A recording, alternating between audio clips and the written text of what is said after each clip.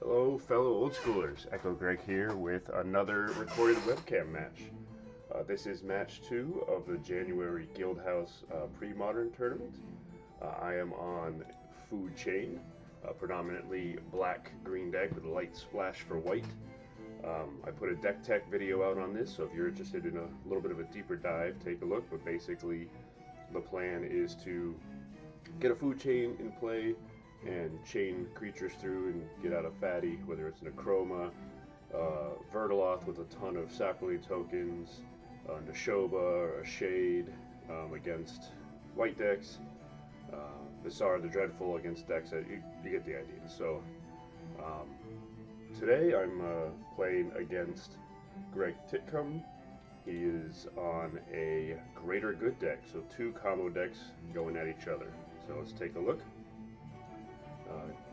Greg wins the die roll and will be going first. At this point I don't know what he's on, so he starts off with Duress. He's going to get a Sylvan, and he's going to see my 2 Wall of Blossoms, 3 lands, and a Fierce Empath. And then Greg is going to pass to me. I'll draw. I'll just play the Swamp and pass back. No first turn play, unfortunately. Now I'm real worried that he's going to have a Cabal Therapy and be able to take both those walls out and really slow me down.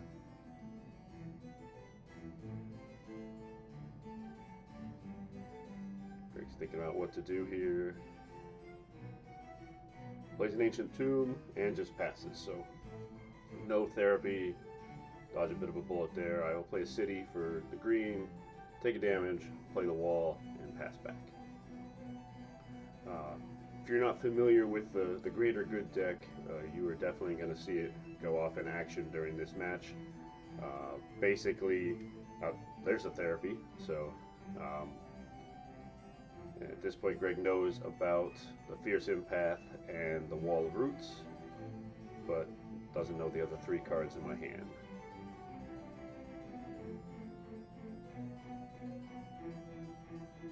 So he is deciding. And yeah, he's going to take the Empath, the thing he knows about. The other 3 cards are an Acroma, a Food Chain, and a Forest.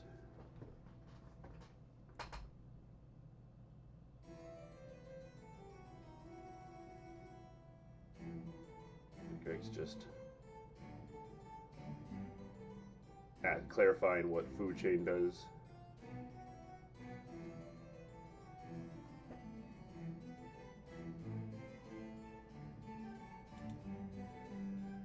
And then he passes. I play a Forest, take a damage, get that Food Chain out. A little risky running it into potentially a Naturalize, but I think I had actually, the card I drew was another Food Chain. So if he does that, I can at least have a backup. I'm going to make him spend his turn on that. I still don't know what he's on at this point. But he's got a Gemstone Caverns. Gonna tap it, remove a counter.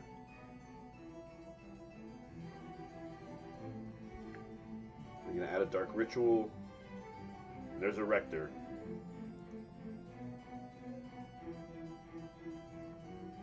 At this point, I'm pretty sure I know what he's on because I do play quite a bit of Greater Good myself. So yeah, he's gonna flashback the therapy with the Rector, and then of course the Rector triggers first. And there's the Greater Good, yep.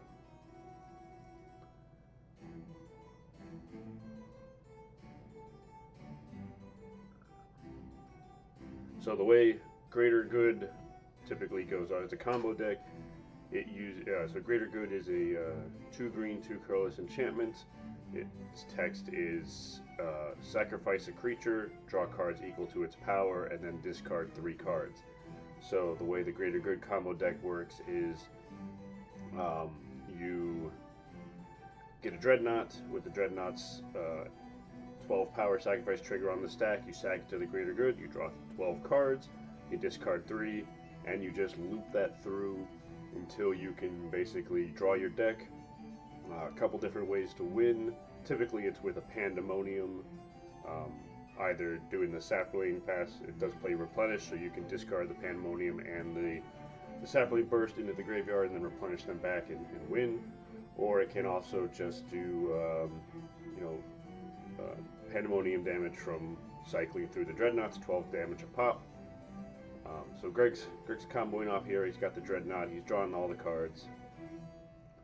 I am tapped out, and there's nothing in my hand, so at this point, I'm just hoping he fizzles.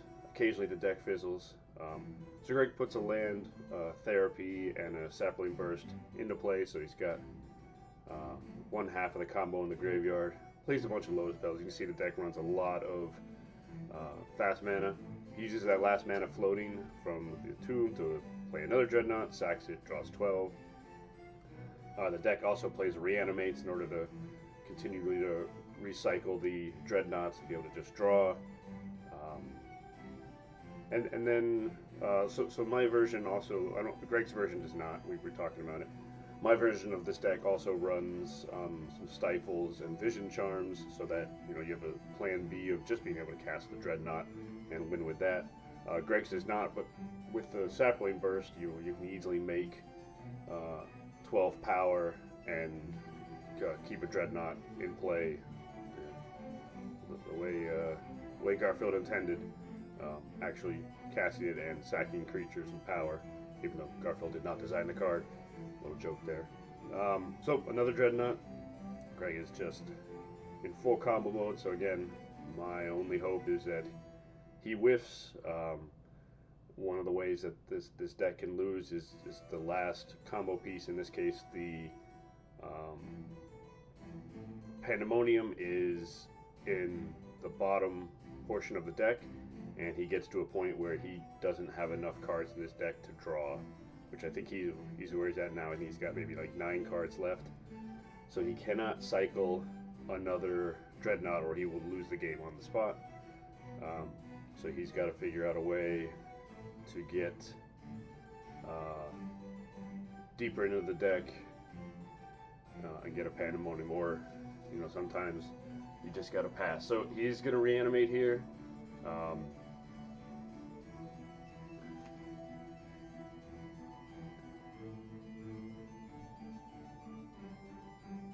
And there's the Pandemonium. Yeah, so he's got like 3 cards left. He's got Spirit Guides he's throwing out, and Dark Ritual, all the mana he could ever need. There's a Replenish. He's gonna get, yeah, I just scoop it up. I know it's coming. He's got the Sapling Burst and the Pandemonium in the graveyard. The game is over. Again, the way Sapling Burst and Pandemonium works is if you get your 7 counters on the burst, you bring a 6/6 into play, you deal 6 damage. Then you bring a 5/5 into play, you've done 11. Then a 4/4 is 15, 18, 20, you can do up to 21 damage with it. So, and I was at 18, so can't survive that. So we go to game 2, going into the sideboard. I'm bringing in the Graveyard Hate, both the Tormod's Crypts and the Furnace. The Furnace is not as good, although sometimes it can help just sniping something. But the Crypt is pretty good. And I'm also going to bring in a second Naturalize. And I'm going to be taking out some of the fatties that don't matter. Visara does not matter. It could matter a little bit if he lands a Dreadnought, but I'm not as worried about that versus the combo. So take that out. Taking Ishan Shade out. Some things like that. I take Vertiloth out because I'm not as worried about Go Wide, which is where he shines, and he doesn't have many creatures to block. He does have the Spirit Guides he could hard cast, but if he's doing that, then I'm feeling pretty good because he's not comboing off. So Greg's sideboarding into, not sure exactly what he's sideboarding.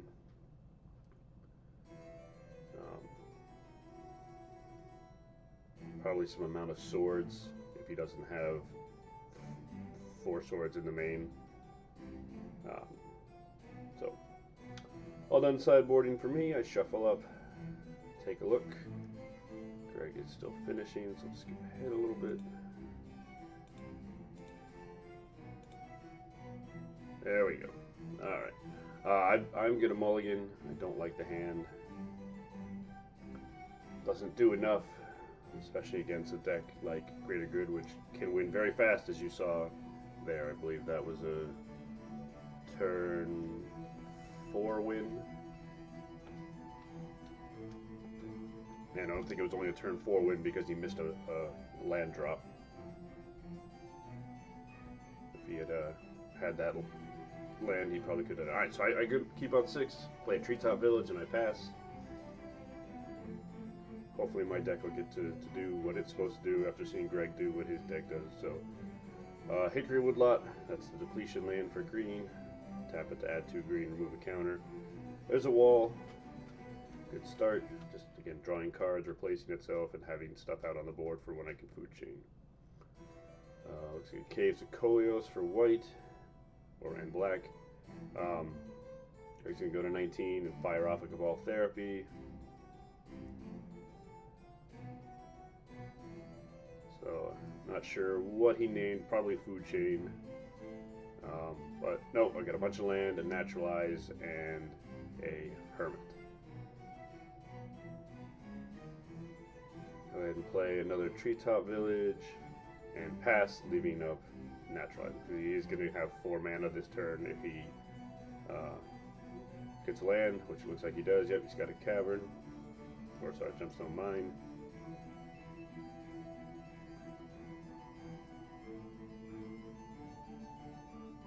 Making a little joke about how his tokens on the depletion land are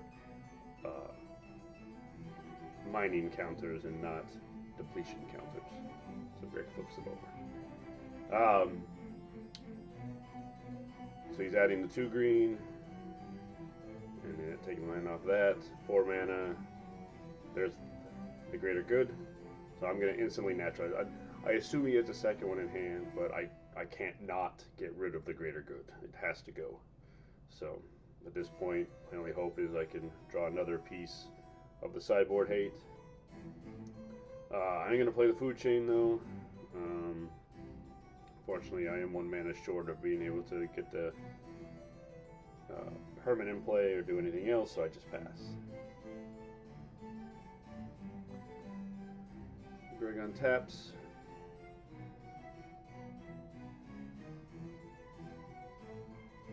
Plays a Landwar Wastes.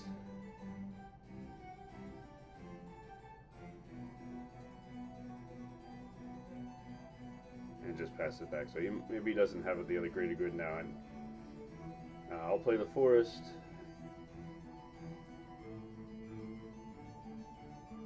Going through the math here because I'm going to play out the Hermit.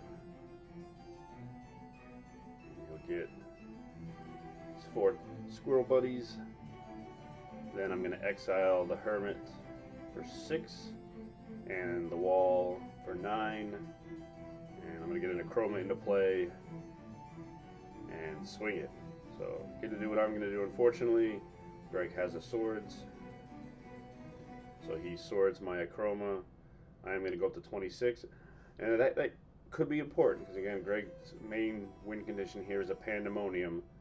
So if he is going to win by 7 burst Pandemonium, I am out of range for that. So he's going to have to play it a little bit differently and make sure he can get some of those Dreadnoughts down with the Pandemonium in play. So end of his turn, Greg tutors for Dreadnought. Then he plays out the Greater Good. So he did have the Greater Good, second Greater Good in hand. He loses his lands, 2 of them, the depletion land to cast it, and the Gemstone Mine. But he's off and running. He has not made a land drop this turn, so plays a Dreadnought. He just tutored for, sacks it, and off he goes. So we'll see if we're able to do anything. Throws another greater good into the graveyard. Get some lands. There's a pedal.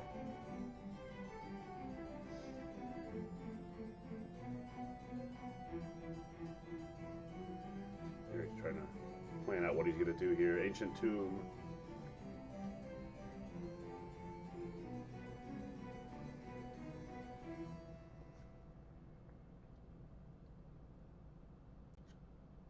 Kraken going down to 16.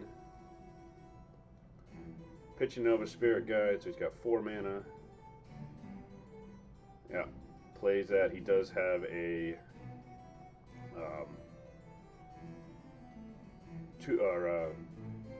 therapy in the graveyard, so he's searching for that to exile it now. That's going to let him go get a creature or an enchantment of his choice. Again, with the greater good in play, most likely going to either grab the Pandemonium or the Burst, depending on what he needs. So, yep, there he goes.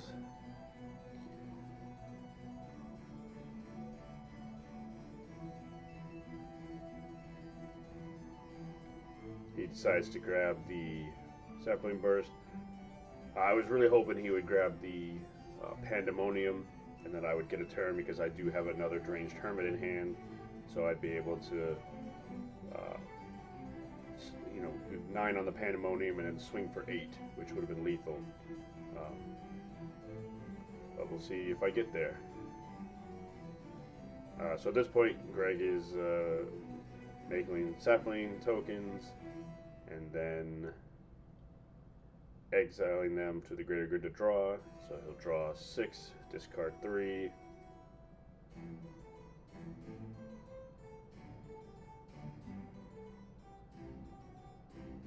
He's searching.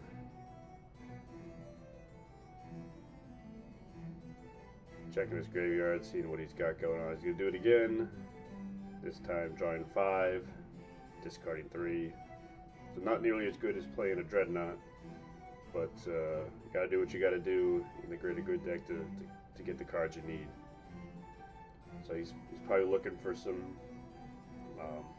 free mana at this point, whether the Spirit Guides or the Petals, and then a Dreadnought, or since he has a Dreadnought in the graveyard, a Reanimate to be able to get those back and get a bigger chunk. So he did get 2 Petals.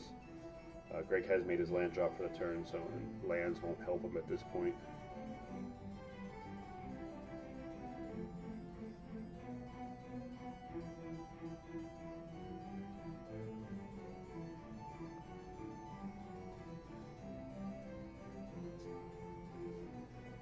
So Greg's planning it out, seeing if he can pull this off.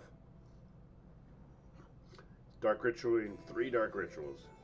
So it's 7 mana.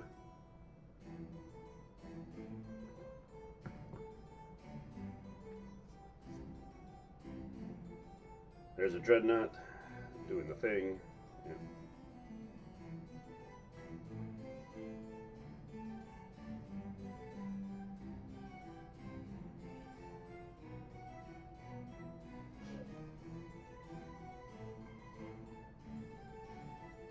But yeah, this is the point where he is. I don't think he could do another Dreadnought. And he's trying to find the Pandemonium. So he pitches Greater Good, Seal of Cleansing, and City of Brass. He's going to use one of his black, drop into. We'll see what he has to pick. I think at this point he's looking for an Academy Rector. In order to be able to sack it to the therapy and go get it, but he doesn't have a Rector. All he's got is a Phyrexian Dreadnought. So he gets a Dreadnought. He does not sack it to the greater good. He just sacks it to its end of the ability, and yeah. So a little bit of a misplay for Greg there. Unfortunately, he thought he had pitched a Rector. But he had not. So now he's just going to do Enlightened Tutor, get the Pandemonium. Again, it was right there near the bottom. Now it's on top. Now he'll make a Saproling, draw 3, discard 3, but now he's got the Pandemonium. And so the question is he going to be able to, yeah, so he's got the, so he's put the Pandemonium in the yard. It doesn't really matter which order he does it, as far as whether he puts the Pandemonium in or the yard to replenish it, or puts it in his hand and then cast it. He pitches 2 Spirit Guides. Ah, he's in the Nostalgic Dreams, okay. Pitching 4 cards. He's going to get Lotus Petals. All 4 Lotus Petals back. So he's got all the mana he could ever want. Sacking 1 for a white. Well, he's already still has a white floating, so using that in the black, there's the replenish. So he's gonna get Penguin. And again, I'm at 26 and his burst is pretty low, so if he's got 2 Dreadnoughts, I'm dead. So he's got 1. It's gonna, oh, and there's the second, yeah, so that's gonna put me down to 2, and then he can make a 2/2 sapling and I will die. So incredible work here by Greg. Greater Good is not an easy deck to pilot, and outside of the one little hiccup there, he did a masterful job. So always fun to see Greater Good combo off, and not a very interactive deck, but it's a lot of fun to pilot. Again, deceptively hard, tricky deck to play. There's a lot of lines. You don't always just do the Dreadnought. I think Greg kept it alive using Sapling Burst, which is usually the win condition, but in this case used it to keep the Greater Good drawing going to try and get what he needed. So he was able to fight through having his combo pieces at the last bit and not being able to draw them.